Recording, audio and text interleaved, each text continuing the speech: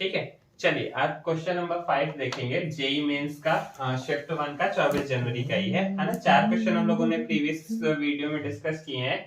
इसमें देखिए एक सिंपल क्वेश्चन और है, कह रहा है how many 9 digit numbers formed using digits of, ये डिजिट दे रखे हैं, such that even digit are at even places. ठीक है, इसका मतलब क्या है कि आपके पास ये 9 डिजिट दे रखी हैं। देखिए कितने डिजिट हैं, 9 डिजिट हैं, और इनका यूज करके आपको 9 डिजिट का नंबर बनाना है। ठीक है, 9 डिजिट की एक संख्या बनानी है, और उसके बाद क्या कह रहा है, ऐसे बनानी है कि जो इवन डिजिट है, मतलब जो सम संख्याएं हैं, आर एट इवन प्लेसेस, वो किस स्थान पे हो, सम स्थान पे हो। जैसे देखिए अगर हम बोले 1 2 3 4 5 6 7 8 9, ठीक है, तो ये 9 प्लेसेस हो गए हमारे पास। अगर हम बोले इवन प्लेसेस की बात करें तो एक ये हो गया, एक ये हो गया, एक ये हो गया, एक ये हो गया, 4, दूसरा चौथा छठवां आठवां, है ना, ये इवन प्लेसेस है। अब हमको जितने भी इवन नंबर है, अब हमारे पास इवन नंबर की अगर हम बात करें तो कौन कौन से इवन नंबर आपको दिख रहे हैं, 2 हो गया, 4 हो गया, 2 हो गया, 4 हो गया, 4 इवन नंबर है, और 4 ही आपके क्या है, प्लेसेस भी हैं। तो सिंपली इसको 4 को 4 का फैक्टोरियल से अरेंज कर लेंगे, है ना। बट कितने नंबर रिपीट हो रहे हैं, 2 टाइम्स रिपीट हो रहा, और 4 भी 2 टाइम्स रिपीट हो रहा, तो 2 का फैक्टोरियल। बाकी बचे कितने प्लेसेस, बाकी बचे 5 प्लेसेस, तो 5 का फैक्टोरियल। रिपीट कितने हो रहे हैं, 1 3 बार आ रहा है, 3 फैक्टोरियल, है ना, और 3 कितने बार आ रहा है, 2 टाइम्स आ रहा, 2 का फैक्टोरियल, और बाकी बस हो गया, है ना। अब बस आप इसको कैलकुलेट कर लेंगे, 4 का फैक्टोरियल 24, 2 का फैक्टोरियल 2, 2 का फैक्टोरियल 2, 5 का फैक्टोरियल 120, 3 का फैक्टोरियल 6, 2 का फैक्टोरियल 2, राइट। 6 2 जा 12, और यहाँ पे 12 10 जा 120, 2 2 जा 4, 4 6 जा, तो राइट आंसर इज 60। ठीक है, चलिए देखिए क्वेश्चन नंबर 6 आपका, ये इनवर्स ट्रिग्नोमेट्री का एक क्वेश्चन है ना। अब इसको देख के आपकी आंखें चमकने लगती हैं कि इसको tan इनवर्स में है, इसको भी ट्रायंगल से tan इनवर्स में चेंज कर लो, और सीधे सीधे tan इनवर्स से tan इनवर्स b का फॉर्मूला चिपका दो, है ना।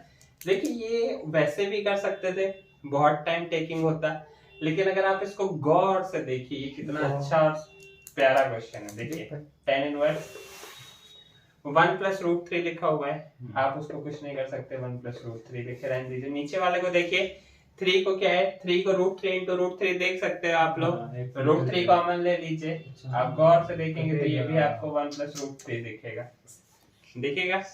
और यहाँ पे अगर आप ध्यान से देखिए, ऊपर से आप 4 कॉमन ले सकते हो, 2 प्लस रूट 3 दिखा, नीचे से आप 3 कॉमन ले सकते हो, 2 प्लस रूट 3 दिखा, दिखा कि नहीं दिखा, राइट। इससे ये कैंसिल आउट, इससे ये कैंसिल आउट, ठीक।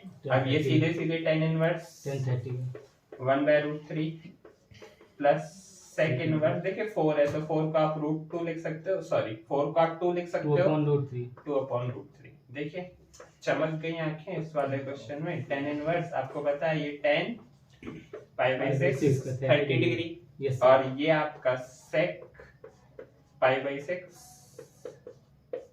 sec पाई बाय 6 की वैल्यू यही होती है, सीधे सीधे pi by 6 plus pi by 6, 2 pi by 3, 2 pi by 6, pi by 3 is the right answer. बहुत खूब सर, ठीक है। चलिए देखिए ये बहुत सिंपल क्वेश्चन आया है, रिलेशन फंक्शन का एक क्वेश्चन है, आई मीन रिलेशन का एक क्वेश्चन है। देखिए बच्चों को कंफ्यूज करने के लिए यहाँ पे जीसीडी दे रखा है, ग्रेटेस्ट कॉमन डिवीजर, है ना, ग्रेटेस्ट कॉमन डिवीजर। बेसिकली ये कुछ नहीं, एचसीएफ है आपका, हाईएस्ट कॉमन फैक्टर बोल लो या क्या बोल लो, ग्रेटेस्ट कॉमन डिवीजर बोल लो, दोनों एक ही हैं। तो देखिए एकदम ओरल क्वेश्चन है, कह रहा है कि ए बी का अगर एचसीएफ 1 है तो आपको पता है ए बी का एचसीएफ 1 है तो हम बोल सकते हैं बी ए का भी एचसीएफ 1 होगा, तो बस A B B A symmetric, खेल खत्म। तो इसका सिंपल था, ये आपका आया था ना सिमेट्रिक, इसका राइट आंसर है। चलिए एक और क्वेश्चन देखिए, ये बायनोमियल का है ना, और लेकिन बहुत सिंपल क्वेश्चन है, इसको हम लोग कैसे सिंपल तरीके से कर सकते हैं। देखिए ऐसा क्वेश्चन जब भी आए, है ना, 22 23, मतलब एक अगर हम बोले n है, दूसरा n+1 के फॉर्म में है, तो आपको सिंपली क्या करना है, इन दोनों को ऐड कर देना है, तो सीधे सीधे 22 + 23 आपको 45 मिल रहा है ना। दैट मींस ये ऑप्शन तो गलत है, ये भी ऑप्शन गलत हो गया आपका, राइट। ये दोनों है। अब देखिए एक फॉर्मूला आप लोगों को पता होगा कि NCR को हम लिख सकते हैं NCN माइनस R। ठीक है, ये फॉर्मूला P&C में पढ़ा हुआ है। तो 22 प्लस 23 लिख लिया। आप इसको क्या लिख सकते हो ऊपर तो आपको पता चल गया 45 आएगा, राइट।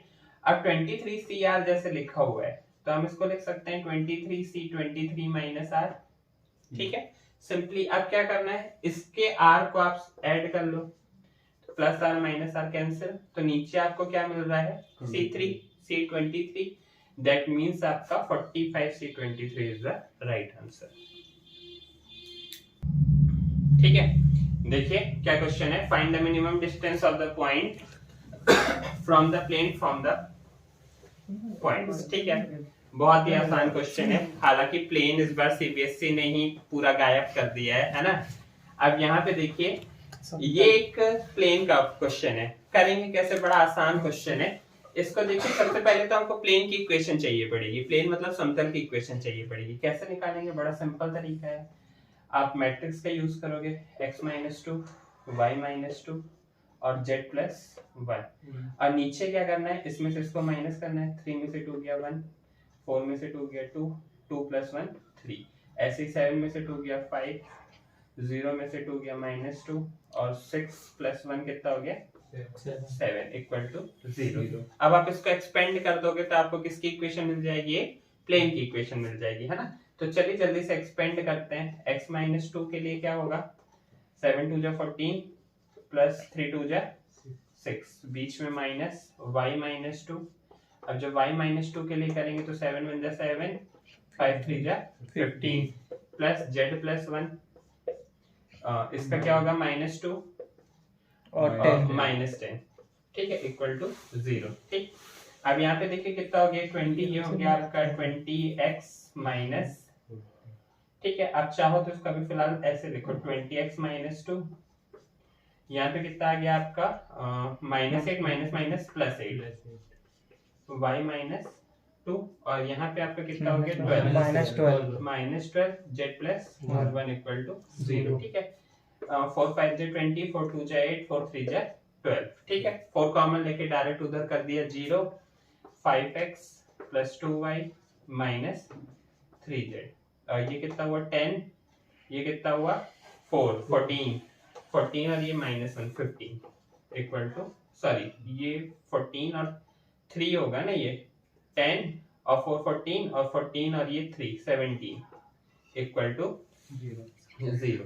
ठीक है, अब उसके बाद देखिए ये आपके पास सिंपल एक इक्वेशन निकल के आ गई, एक पॉइंट दे रखा है, इससे शॉर्टेज डिस्टेंस निकालनी है। तो बस सीधे सीधे शॉर्टेज डिस्टेंस का क्या फॉर्मूला हो गया, देखिए यहाँ पे आपको x की जगह पे कौन सा 7, y की जगह पे -4 और z की जगह पे -3, तो कितना हो गया ये 35, 2 4 8 -8 और ये माइनस हो गया आपका प्लस 3 3 9 और -17 अपॉन अंडर रूट में 5 का स्क्वायर 25, 2 का स्क्वायर 4, 3 का स्क्वायर 9।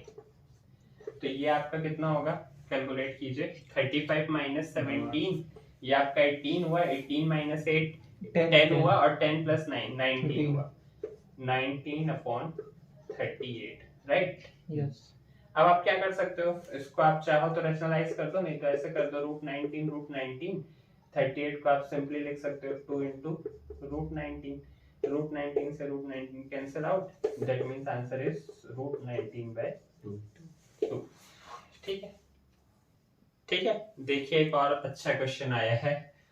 ये क्वेश्चन को थोड़ा सा आप देखिए, यहाँ पे प्रोबेबिलिटी को फिक्स किया है विद मैट्रिसेस के साथ, है ना। If n is decided by rolling a normal die and k/6 is the probability that the system of equations, ठीक, ये दे रखा है 3 system of equation has a unique solution. अब बस यहीं से गेम बन जाना चाहिए। यूनिक सॉल्यूशन में आपको पता चल जाएगा कि इनका डिटरमिनेंट कभी भी 0 नहीं हो सकता, डिटरमिनेंट कभी भी 0 नहीं हो सकता। तो बस आप कीजिए 1 1 1 1 1 1 n 1 1 n3 n - 3 और 1 नॉट इक्वल टू 0 कभी भी 0 नहीं होगा। इससे आपको ये पता चल जाएगा कि n की क्या कौन सी पॉसिबल वैल्यू नहीं हो सकती है ना। तो चलिए निकालते हैं। देखिए 1 के लिए करेंगे तो 1 minus n plus 3 minus 1 n minus 3 plus 1